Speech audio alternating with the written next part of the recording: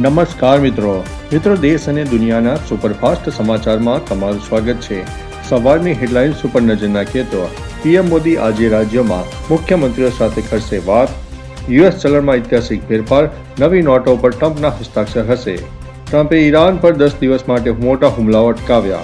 Kotak Mahindra bank કેસમાં આરોપી રજત દહરાની ધરપકડ કરવામાં આવી છે। આજે મહાનવમી પર દેવી સિદ્ધિદાત્રીની પૂજા કરવામાં આવશે। અયોધ્યામાં રામલલ્લાને સૂર્ય તિલક કરવામાં આવશે। મિત્રો, અન્ય મહત્વના સમાચારની વાત કરીએ તો સેન્ડ બેટરીનો મોટો પ્રોજેક્ટ।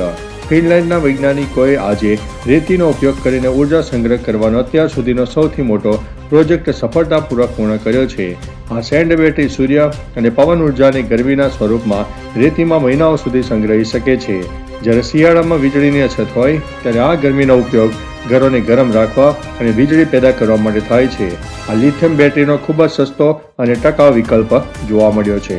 અન્ય મહત્વના સમાચારની વાત કરીએ તો લસણના પાન કોલેસ્ટ્રોલને નિયંત્રિત કરવામાં ફાયદાકારક। લસણ એટલે કે LDL ખરાબ કોલેસ્ટ્રોલનું ઉત્પાદન ઘટાડીને અને શરીરમાંથી કોલેસ્ટ્રોલનું ઉત્સર્જક વધારીને કોલેસ્ટ્રોલનું સ્તર ઘટાડવામાં મદદ કરી શકે છે। લસણમાં એલિસિન હોય છે, જે સલ્ફર આધારિત સંયોજન છે, જે લસણને કાપવા, કચડી નાખવા અથવા તો ચાવવાથી મુક્ત થાય છે। લસણના પાનમાં એલિસિન અને સલ્ફર જોવા મળે છે, જે તમારા શરીરમાંથી ખરાબ કોલેસ્ટ્રોલને દૂર કરે છે। મિત્રો, અન્ય મહત્વના સમાચારની વાત કરીએ તો ફ્લાઇંગ ટેક્સીનું દુબઈમાં સત્તાવાર લોન્ચિંગ। દુબઈએ વિશ્વની પ્રથમ સત્તાવાર ઇલેક્ટ્રિક એર ટેક્સીનું સેવાનું ઉદ્ઘાટન કરી દીધું છે।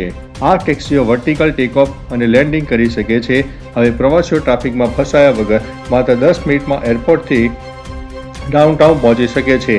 2026ના અંત સુધીમાં આવી સેવાઓ સિંગાપુર અને લંડનમાં પણ શરૂ થવાની શક્યતા છે। અન્ય મહત્વના સમાચારની વાત કરીએ તો વિશ્વભરમાં ઓઇલના ભાવમાં 5%નો વધારો। વૈશ્વિક બજારમાં તેલના ભાવમાં મોટો ઉછાળો જોવા મળ્યો છે। આંતરરાષ્ટ્રીય બેન્ચમાર્ક બ્રેન્ટ ક્રૂડ 5.2% વધીને $107.54 પ્રતિ બેરલ ઉપર પહોંચી ગયું છે, જ્યારે અમેરિકી crude oil West Texas Intermediate પણ 4.9% વધીને $94.71 પ્રતિ બેરલ પહોંચી ગયું છે।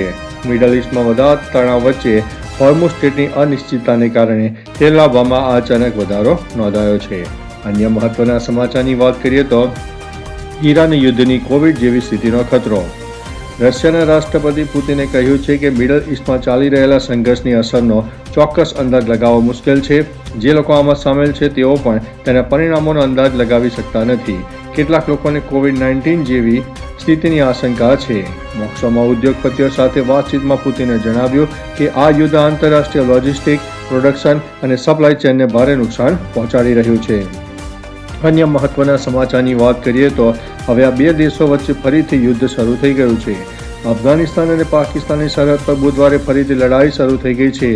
અફઘાન તાલિબાન અધિકારીઓના જણાવ્યા અનુસાર આ હુમલામાં ઓછામાં ઓછા 2 સામાન્ય નાગરિકોના મોત થયા છે, 8 લોકો ઘાયલ થયા છે। પાકિસ્તાન તરફથી પણ 1 નાગરિકના મોતના સમાચાર છે। બંને દેશોએ ઈદને લઈને 5 દિવસનો અસ્થાયી યુદ્ધ વિરામ જાહેર કર્યો હતો, જે 25 માર્ચે સમાપ્ત થયા બાદ તરત જ અથડામણ શરૂ થઈ ગઈ છે। અન્ય મહત્વના સમાચારની વાત કરીએ તો ઈરાને અમેરિકાનો શાંતિ પ્રસ્તાવ ફગાવ્યો। ઈરાને અમેરિકાના શાંતિ પ્રસ્તાવને સ્પષ્ટપણે નકારી કાઢ્યો છે। રોયટર્સ સાથે વાતચીત કરતા એક વરિષ્ઠ ઈરાની અધિકારીએ જણાવ્યું છે કે અમેરિકાનો આ પ્રસ્તાવ એકતરફી અને અન્યાયી હતો, જેમાં માત્ર અમેરિકા અને ઇઝરાયેલના હિતોને ધ્યાનમાં લેવામાં આવ્યા હતા। અધિકારીએ કહ્યું છે કે પાકિસ્તાન દ્વારા મળેલા આ પ્રસ્તાવની બુધવારે રાત્રે વિગતવાર સમીક્ષા કરવામાં આવી, પરંતુ તેમાં આગળ વધવા માટે જરૂરી મૂળભૂત શરતોનો અભાવ હતો। અન્ય મહત્વના સમાચારની વાત કરીએ તો ઇઝરાયેલે હુમલાઓ તેજ કર્યા, 28 માર્ચે નવા જૂની। ઇઝરાયેલી મીડિયા રિપોર્ટ અનુસાર ડોનાલ્ડ ટ્રમ્પ આગામી શનિવાર એટલે કે 28 માર્ચના રોજ ઈરાન સાથે યુદ્ધ વિરામની જાહેરાત કરે તેવી શક્યતા છે। આવા સમાચાર વચ્ચે ઇઝરાયેલમાં ભારે હલચલ જોવા મળી છે। નેતન્યાહુ સરકારે પોતાના સૈન્ય અભિયાન તેજ કર્યા છે। ટ્રમ્પના એકતરફી નિર્ણય કરવાની શક્યતાઓ સામે ઈરાનને ફરીથી ઊભું ન થવા દેવા માટે હુમલાઓ તેજ કર્યા અને મુખ્ય જગ્યાઓ ટાર્ગેટ કરવાનો પ્લાન બનાવ્યો છે। અન્ય મહત્વના સમાચારની વાત કરીએ તો સરકારી કર્મચારીઓ માટે સારા સમાચાર। સરકારી કર્મચારીઓ માટે રાહતના સમાચાર છે। NHBએ ગૃહ સુગમ પોર્ટલ શરૂ કર્યું છે. આ પોર્ટલ હેઠળ સરકારી કર્મચારીઓ તેમના સંબંધિત પોસ્ટિંગ સ્થાનો પરથી સીધા જ હોમ લોન સુવિધાઓ મેળવી શકશે. સંરક્ષણ કર્મચારીઓ, અર્ધલશ્કરી દળોના સભ્યો અને રાજ્ય અને કેન્દ્ર સરકારના બંને કર્મચારીઓ તેમના સંબંધિત વહીવટી એકમો દ્વારા આ પોર્ટલ ઉપર હાઉસિંગ લોન માટે અરજી કરી શકશે. આ પ્લેટફોર્મ દ્વારા તેઓ લોન મંજૂરી મેળવી શકશે. અન્ય મહત્વના સમાચારની વાત કરીએ તો ઈરાન યુદ્ધમાં નબળું પડ્યું છે પણ વાટાઘાટોમાં મજબૂત છે. ડોનાલ્ડ ટ્રમ્પે ઈરાન સાથે સોદાની શક્યતા અંગે શંકા વ્યક્ત કરી છે. ગુરુવારે કેબિનેટની બેઠકમાં ટ્રમ્પે કહ્યું છે કે મને ખબર નથી કે આપણે તે કરી શકીશું કે નહીં. તેઓ યુદ્ધમાં નબળા છે પરંતુ વાટાઘાટોમાં ખૂબ જ મજબૂત છે. તેમણે એમ પણ કહ્યું છે કે અમેરિકાએ યુદ્ધની શરૂઆતમાં મિશન પૂર્ણ કરવા માટે 4 થી 6 અઠવાડિયાની સમય મર્યાદા નક્કી કરી હતી, પરંતુ માત્ર 26 દિવસમાં તેઓ તે સમયથી ઘણા આગળ છે. અન્ય મહત્વના સમાચારની વાત કરીએ તો કોરોનાના કેસમાં ફરીથી વધારો. કોરોનાએ ફરી એકવાર માથું ઉંચક્યું છે. કોરોનાના કેસમાં વધારો થતાં દુનિયામાં ચિંતા પ્રસરી ગઈ છે. કોવિડ SARS-CoV-2 BA.3.2 વેરિયન્ટ ધીરે ધીરે અમેરિકા સહિતના ઘણા દેશોમાં ફેલાઈ રહ્યો છે. અમેરિકાની સ્વાસ્થ્ય સંસ્થા GDC અનુસાર આ વેરિયન્ટ 23 દેશોમાં રિપોર્ટ થયો છે. માર્ચ 2026 સુધીમાં અમેરિકામાં 6 ઇન્ટરનેશનલ યાત્રિકો અને 29 રાજ્યોમાં 2 ડઝનથી વધારે દર્દીઓમાં આ વેરિયન્ટ જોવા મળ્યો છે. આ કેસ સતત વધી રહ્યા છે. અન્ય મહત્વના સમાચારની વાત કરીએ તો વર્ક વિઝાના નામે લાખોની છેતરપિંડી. સુરતના પોશ વિસ્તારમાં પીપલોદમાં વિદેશ જવાની લાલચ આપીને છેતરપિંડીનો વધુ એક કિસ્સો સામે આવ્યો છે. અલ્બેનિયાના સ્પાર સુપરમાર્કેટમાં નોકરી અપાવવાના બહાને એક એજન્ટે 6 યુવાનો પાસેથી કુલ 16.66 લાખની રકમ પડાવી લીધી. આ મામલે ઉમરા પોલીસ મથકમાં ફરિયાદ નોંધાઈ છે. યુવાનોને અલ્બેનિયામાં સુપરમાર્કેટમાં વર્ક વિઝા સાથે નોકરી આપવાની લાલચ આપીને વિશ્વાસમાં લીધા હતા. અન્ય મહત્વના સમાચારની વાત કરીએ તો ઇજિપ્તે યુદ્ધમાં મધ્યસ્થી કરવાની પુષ્ટિ કરી. ઇજિપ્તે પુષ્ટિ કરી છે કે તેઓ અમેરિકા અને ઈરાન વચ્ચે મધ્યસ્થી કરવામાં સક્રિયપણે સામેલ છે.